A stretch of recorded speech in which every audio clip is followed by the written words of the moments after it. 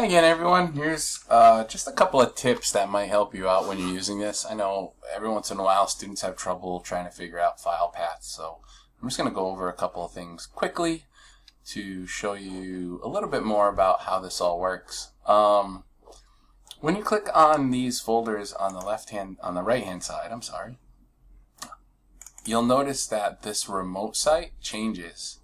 So what this is showing you is the file path. So these are all of the folders that are on the server. And for us, when we're trying to look at things in the browser, it's also helpful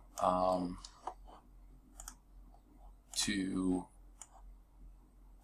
utilize those to help us get the links when we're stuck. So I'm going to show you really quickly how we can do that. So I know for sure that my stuff is always going to be at ict.neit.edu. That's the server, right? Well, this is all of the folders on the server, and so when I click on a file, it tells me exactly what folder that thing is in. So if I copy this stuff and I paste it up into the browser, it should bring me right back to where I need to be so that I can view the file. So really the only thing you actually need to remember is this ict.neit.edu part. Everything else, when you click on a file, it's going to give you the rest of that URL right here. So always go into the browser, always type in ict.neit.edu, and then if you remember the file path you can type it, but if not you can always copy from here and paste it there and hit enter and it'll bring you in.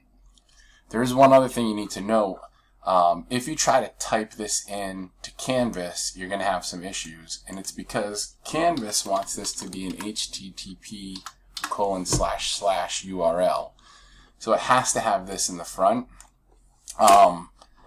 Going through your browser first is the best way to do it, because one, it allows you to test out the page to make sure that it works, and then two, when you copy and paste this URL into Canvas, Canvas will automatically put the http:// in for you. So you're not going to have to do that manually.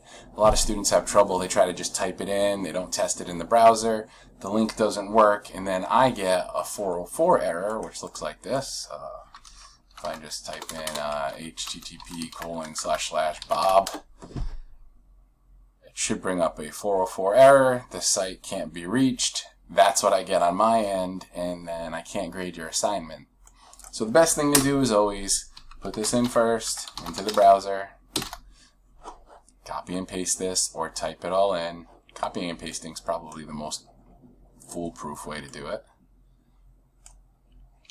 And then hit enter. If it works, copy this and paste it into Canvas.